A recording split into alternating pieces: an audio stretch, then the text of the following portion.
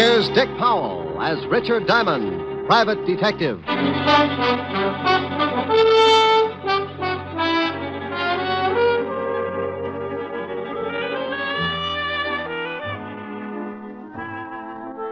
Hello there. My name's Diamond. If you spotted me on the street, you'd probably figure me for an average working man. But you'd be wrong. I fit the description all right because I break my back 6 days a week to keep my piggy bank nice and stuffed. But my occupation puts me in a class by myself.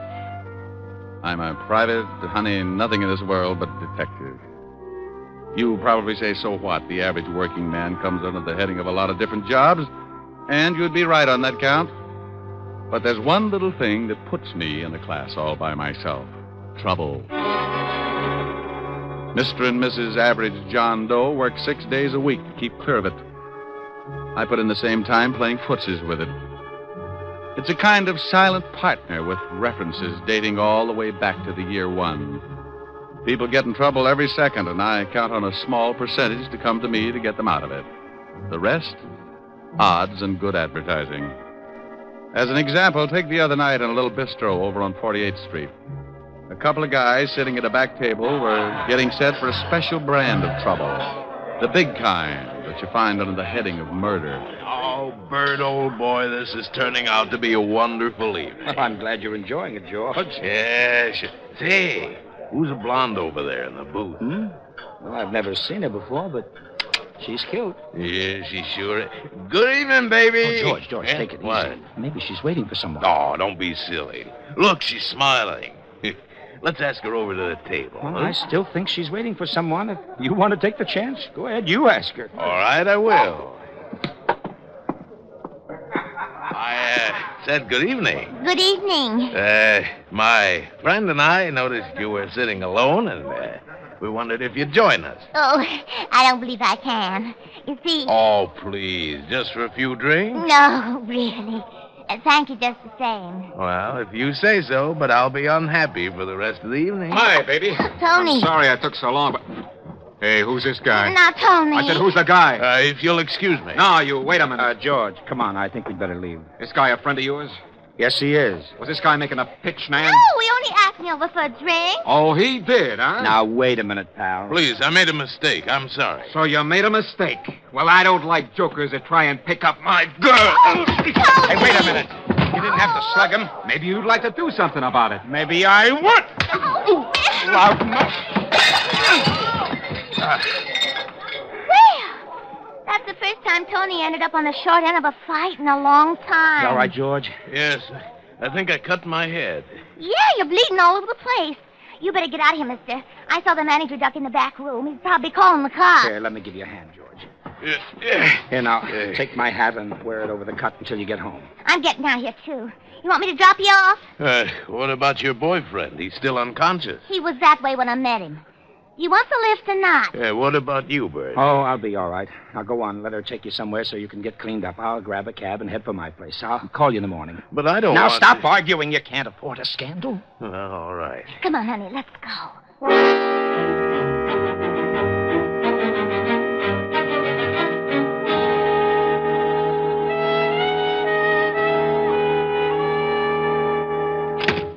Well, this very nice apartment. You better go get cleaned up. Back to that room. I'll get a couple of drinks. I can sure use a drink. I won't be long. Take your time. Yes. Tony, get out of here. Where is that Go guy? on, get out of here. Why, you cheap little... I'll beat it out of you. Let go of me. Take your hands off me. You take your hands off her. Help. I'll kill the both of you. Help. There's a gun in the desk. A gun? All right. I'll wring your little neck. Oh. You shot him. I did? You better get out of here. Yeah, but what about you? Go on, get out while you can. I'll think of something. Yes. Leave the gun. I'll throw it in the river or something. Huh? Oh, all right. Now go on, beat it. You just killed a man.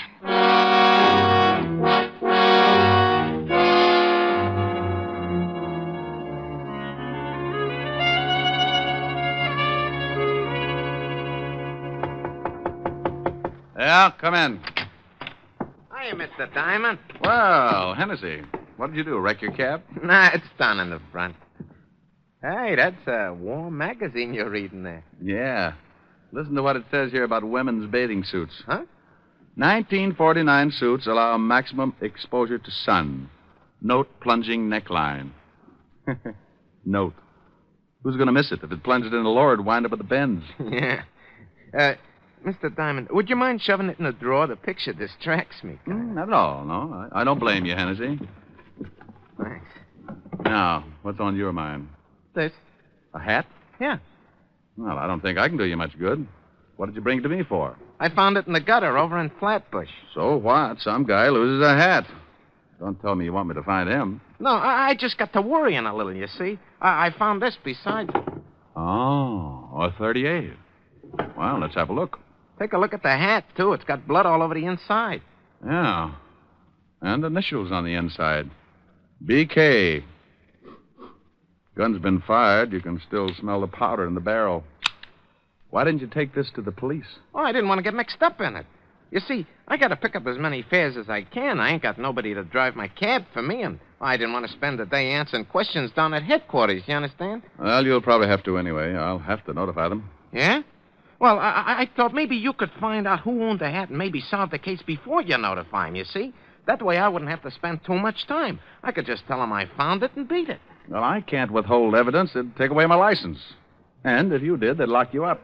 Okay, I just thought Well, maybe... I can check the hat store before I get to the 5th precinct. Yeah, well, won't that be a tough job? There's a lot of hat stores, Well, you this know. hat's got a label. Besides, when someone finds a bloody hat with a 38 lying next to it, I get interested. Particularly when there isn't a corpse to go with it. Yeah. Well, I gotta go, Mr. Diamond. Thanks a lot. You got a free ride anytime you want it. I may take you up on that. So long, Hennessy. Well, there you are. What did I tell you? When you're working with trouble, something always shows up. Sometimes it's just a routine case. A guy knocks off his wife and he comes to you because he suddenly found out that he had that lonely feeling. Or maybe you get a real screwy one. A taxidermist that got tired of stuffing animals and went to work on a neighbor. Or then you get one that gives you the same feeling you get when you pick up a poker hand and the first 4 cards you look at are all spades. Well, I was holding 2 cards. A hat with blood on it, a gun that had been fired, and all I needed to fill out the hand was a body. By all rights, I should have taken the evidence right down to my friend, Lieutenant Levinson, at homicide. But I didn't have anything to do, so I decided to see what kind of pieces I could fit into the puzzle. The label in the hat was from a store on 5th Avenue. It wasn't far from my office, so I walked it. Yes, sir. Something I can do for you? Yeah, stop munching your sen-sen and tell me if this hat is from your store. Well, let me see it. These glasses are not telescopes, you know. Yeah, here. Well, if you're planning to return this merchandise, sir, I can assure you the store will not accept it. You've been bleeding on the sweatband. Look, Rosebud, I just want to know if the hat is from this store. It most certainly is. It's one of our custom models. Who did you sell it to? If you found this hat, we will be glad to return it to its owner. We are not supposed to give out the names of our clients. I have a small badge here that should cut this conversation down to a few words. See? Oh. Now, would you mind telling me to whom did you sell this hat? Well, just because you're a detective, I am not impressed. However, under the circumstances, I'll give you the buyer's name. You're a real sport. I suppose you wear a shoulder holster, too. Or is that bulge your tailor's fault? Psst. Come here. I really keep a midget in there. You don't say. Yeah. He spits through the lapel of stupid hat clerks. Oh, really? Now, come on, Bright Eyes. Who bought the hat? Well, if you'll just hold your horses. That's the new line, if I ever heard one. Come on, Bubbles. Yeah. Here it is. This hat was sold to a Mr. Bertram Calmus. We make all his hats for him. Well, bully for you. What's his address? 430 Sutton Place. Now, will that be all, sir? Yes, that will be all, and thank you. You've been a brick through the whole ugly mess. I left him watering his gardenia and headed for the residence of one Mr. Bertram Calmus. The apartment house was about 10 blocks away, and with the money I had in my pocket, all taxicabs started looking like iron claws with 4 wheels. I walked. Yes? How do you mean that? Yes, I don't want any. Oh, and I've got a pretty good sales talk. I never buy anything unless I have a demonstration. My middle name is Semper Paratus. Like the Coast Guard, I'm always prepared. I suppose I could top that, but I'm getting tired of trying to close the door on your foot. What is it you want? I hate to admit it, but I'm looking for Bertram Calmus. My husband. Good for him. Is he in? No, but he will be any minute. What's it about? This hat, I believe, is his. What blonde's apartment did it turn up in? It was found in the gutter in Flatbush. Well, Flatbush is a little out of his territory, but the gutter sounds familiar. What's that stain all over it? Blood. Does your husband bleed a lot? Not recently. We've been getting along. Are you from the police? I'm a detective. Oh. Come in. I'd hate to be selling brushes. I'd have slammed the door on your face. Oh, well, then I made an impression. Perhaps. Let's just say you're waiting for a sacrifice to move you to second base. Won't you sit down? Thanks. What happens when I round third? That depends on your batting average, Mr. Diamond, Mrs. Calmus. That fits. Now, getting back to a very dull subject, does this hat belong to your husband? I don't know. It looks like one of his. Has it got any initials in the band? Mm-hmm. BK. When did you find it? I didn't. The cab driver picked it up this morning. And it isn't my husband's blood. He left about a half an hour ago to do some shopping, and he was very bloodless. No cuts on his head? No cuts. He came in around 2 this morning. He'd been drinking, but he wasn't cut up. Oh, here he is now. I hope we can discuss baseball another time. Well, I got all the things you wanted, and... Bert, this is Mr. Diamond. He's a detective. Yeah? Well, how are you? Fine, Mr. Calmus. Tell me, is this your hat? My hat? Let me see it. Why, no, it isn't. The hat store on Fifth Avenue says they sold it to you. Well, I can't help what they say. That's not my hat. Are you sure, darling? It was found in a gutter. I don't care if they found it on a Yale man in the Harvard Club. It's not mine. Well, I guess I'll have to take your word for it. Wait. Isn't that blood on the hat? Yeah. Well, goodbye, Mrs. Calmus, Mr. Calmus. Nice meeting you both. I'll see you to the door. I can do it. I know you can, dear. Coming, Mr. Diamond? Sure. Goodbye. Come back again, Mr. Diamond. Well, goodbye, Mr. Calmus. Where can I call you? What? I can't explain now. Where can I call you in about a half an hour? My office. It's in the book. You'll hear from me, but please don't do anything until then. Okay. Half an hour. Then I go to the police with this hat.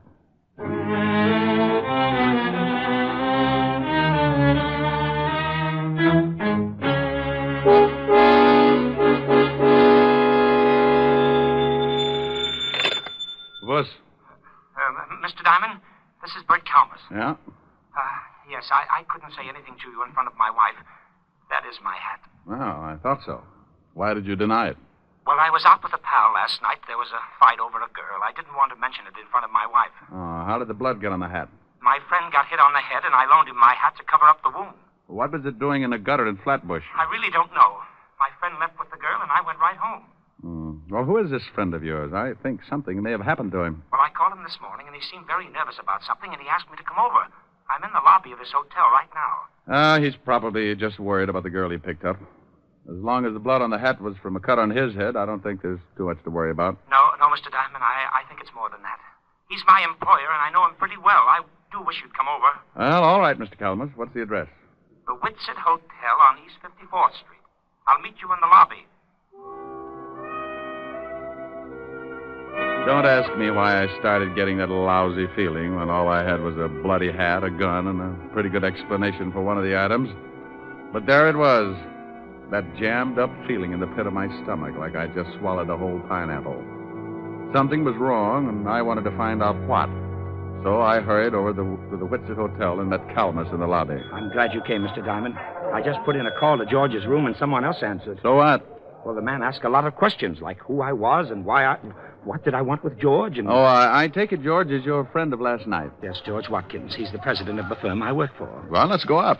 When someone starts asking questions like that on the phone, it begins to sound like the police have moved in. Come on.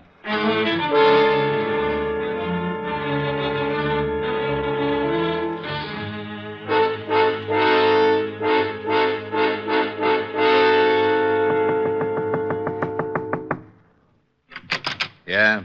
Oh, hello, Walt. Rick, what are you doing here? Fair question. I'll answer yours if you'll do the same for me. I came up to see a Mr. George Watkins. So did I. Well, what's the matter? Is George in some kind of trouble? Who's this guy? Oh, he's a friend of Watkins, works for him. Oh, yeah? Well, come on in. George. George, what's going on here? You better let the lieutenant tell you, Bert. I can't think anymore. What's the charge, Walt? Murder. Murder? We got a call from a girl last night who said a man named George Watkins killed someone in her apartment. When we got over there, we found the girl dead, too. Oh, well, you must have the wrong man, Inspector. George wouldn't- Lieutenant. And I'm sure you think George wouldn't, but he just confessed. George. Yes, Bert, I killed the man. But I didn't kill her. The man came in and tried to strangle her. She told me to get the gun in the drawer, and when the man wouldn't let her go, I shot him. That isn't what the girl told us. She said she took this guy home after he'd been in a fight, and when they got to her apartment, he made a pass just as her boyfriend came in. Then Watkins shot him and ran out.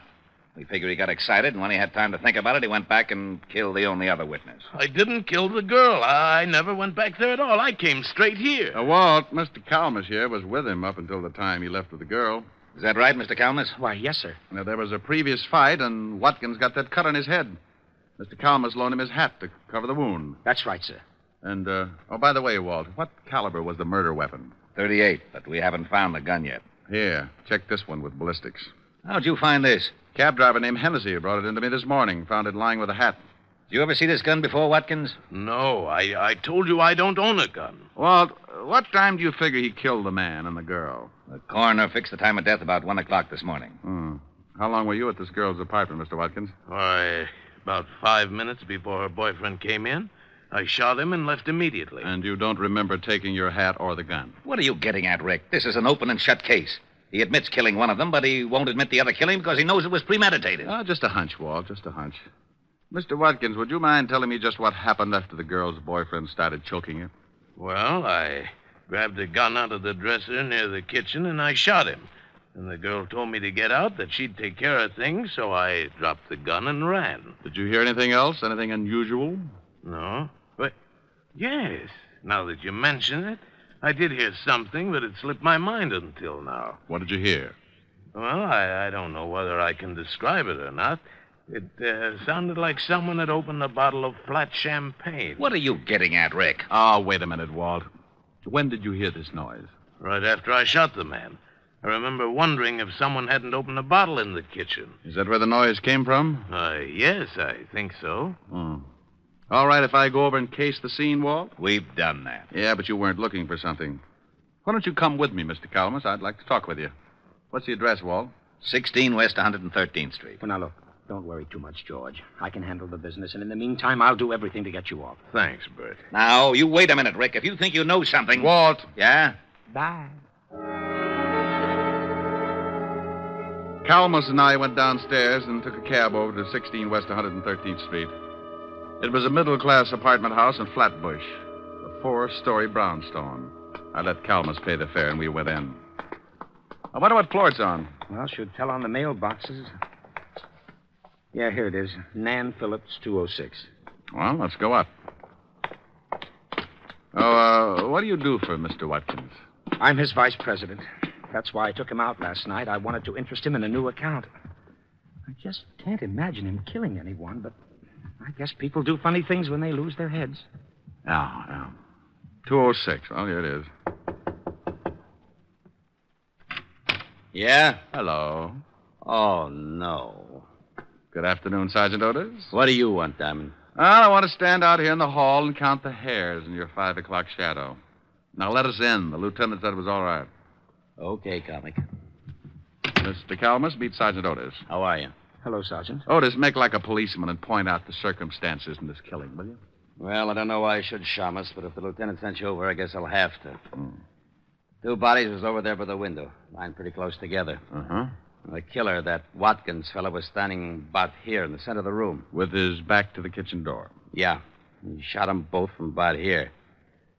Hey, what are you looking for? Oh, I like to get down on my hands and knees. It's cooler. Well, it won't do you no good to start looking for fancy clues. The guy already confessed. Well. Hey, what do you got there? Just a wad. So, you got some wadding from the murder gun. You better give it here. Sure. But hang on to it, Otis, and be sure to give it to the lieutenant. Maybe you haven't noticed, but murder guns don't throw this much wadding unless you can kill someone with a blank cartridge. What? Don't let it throw you. Mr. Calmus, I've got some things to do. Can I drop you somewhere? Well, no, thanks. Now that Mr. Watkins can't take care of the office, I'd better go down and check over some things. But I'll keep in touch with you, Mr. Diamond. You do that. Now, wait a minute, Diamond. Oh, stop trying to figure it out, Otis. You'll snap your wig. I was getting close to something. I wanted to tie the ends together before it caught up with me. I had a big, fat hunch that Watkins had been framed good, and the more I found out, the more it looked like a killer was still loose. The whole setup had been screwy from the first. Why would a guy lose his hat and drop his gun in the same place? Or, if he threw them both away, why wouldn't he burn the hat and throw the gun in the river? Nobody's frightened enough to lay them side by side in the gutter. I learned a lot since this morning, and I was certain of one thing. The killer tried to make it look good, but he was an awful amateur. I knew something else, too. Amateurs can be awfully mean sometimes when you corner them. I put in a call to Walt and told him what I had, and then I asked him to give me half an hour and meet me at Mrs. Calmus's flat. I grabbed another cab, and 20 minutes later, I was sitting on a long couch next to Mrs. Calmus. It's easy to get that crowded feeling, even on a long couch. You just both sit on the same cushion. Comfy? Oh, yeah. What kind of perfume is that? My sin. Past or future tense? A rounding second. What brought you back, Mr. Diamond? Oh, I want to ask a couple of questions. Past or future tense? What time did your husband get in last night? I told you about 2 o'clock. Why? Do you know if he knows a girl named Nan Phillips? I really don't know. Oh. All right. Just a few more questions, and then we'll get back to that perfume. I'll think ahead. You said you'd been getting along with your husband. Would you mind explaining that? Certainly I like nice things, and lately he's been buying them for me. Oh. What's your husband's salary? About $15,000 a year. Oh. Could he afford to buy you these things? Well, he told me he was getting a raise, and that he'd gotten a big advance. What's this all about? Maybe I'd better tell you. Bert, I didn't hear you. I did. What are you doing with that gun? I'm going to use it. I found Mr. Diamond making passes at my wife, and I shot him. Are you crazy? Don't ask him that. He's allowed to start thinking about it. You can't shoot me and get away with it, Calmus. What are you going to do with your wife? She won't back you up. No, I guess she wouldn't. All right, both of you, get up and walk downstairs to my car. Bert, what are you doing? Your husband killed 2 people last night, Mrs. Calmus. Now he's going to try and cover because he guessed I knew how it was done. You're not going to kill me, too. Get moving. Bert, please. Go on. Better do as he says. Why did you kill anyone, Bert? He wanted to frame his boss. I'll bet when the company checks, they'll find out he's had his hand in the till. They won't find out, Mr. Diamond. With Mr. Watkins' book for murder, I'm next in line for president.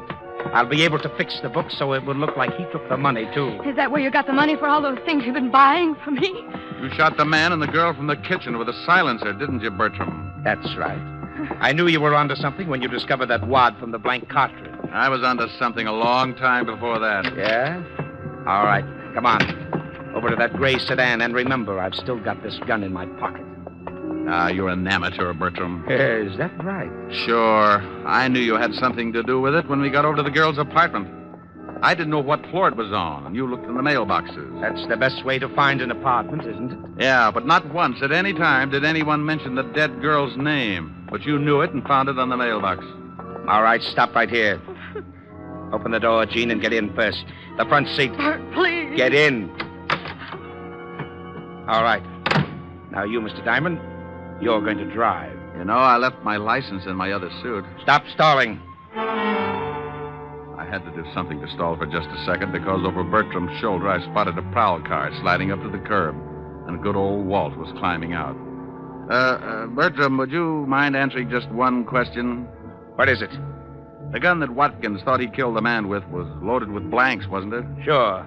I killed the guy from the kitchen with a silencer. The whole thing was rigged, huh?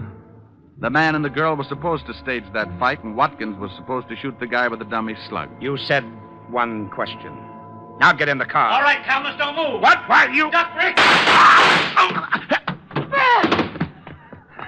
That was a close one. You're so right, Walt. Take his gun. I think you'll find it's the one that Watkins fired the blanks from. How is he? On his way. Hey, Bertram. I'll go call the wagon. Bertram. Yes. You want to tie the ends together? I paid the girl and the man to stage the fight. I told them I wanted to frame George and blackmail him. So you framed him with a double murder instead. Why? I'd been stealing money from the company. How'd you know it was me? Well, knowing the girl's name, for one thing, and your wife told me you'd gotten in about 2. Oh. You told me over the phone you went straight home after the fight in the cafe. The killing took place about 1. Watkins said he'd been at the girl's for 5 minutes. About 15 to get to her place, so that meant you all left the cafe around 12:30. It doesn't take an hour and a half to get... Hey, Bertram. Diamond, Huh? I don't think Bert can hear you. Yeah. Well, it was a pretty dull story anyway.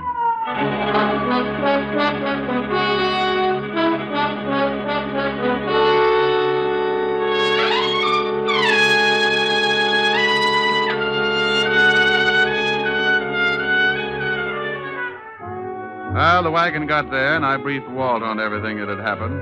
They took Mrs. Calamus home and released Watkins. It was a stinking hot afternoon, and I needed something cool to bring me down to normal, so I headed for 975 Park Avenue. A tall lemonade with a mind of its own, and a curvaceous redhead with the same gimmick. Yes?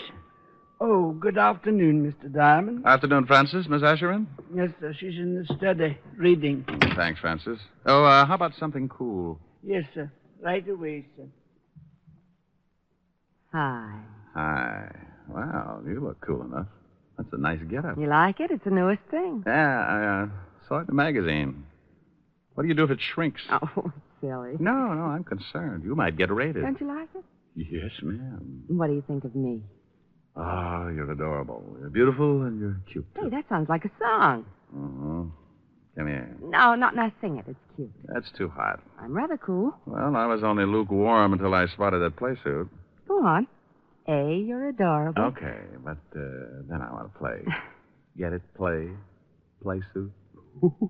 That was then. Oh, yeah, I know. Go on. Hey, you're adorable. B, you're so beautiful. C, you're a cutie full of charm.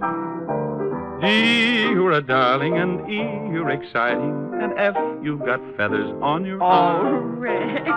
G, you look good to me. H, you so heavenly. I, you're the one I idolize. J, we're like Jack and Jill. K, you're so kissable. L is the love light in your eyes. Rick. M, do you want me to finish? I love you. Oh, you're sweet. Come here. Mm-hmm. Just one moment, sir. Yes, Francis? I'm not going to be embarrassed again. Here's your lemonade. Thank you, Francis. Oh, it's nothing, sir. A, you're adorable. B, you're so beautiful. C, you're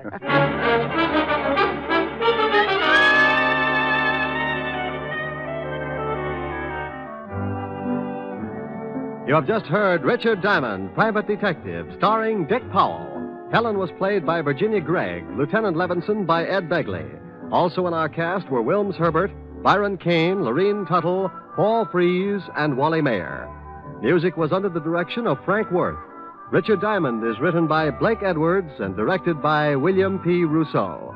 Now, this is Eddie King inviting you to be with us again at the same time next week when we will again bring you Dick Powell as Richard Diamond, Private Detective.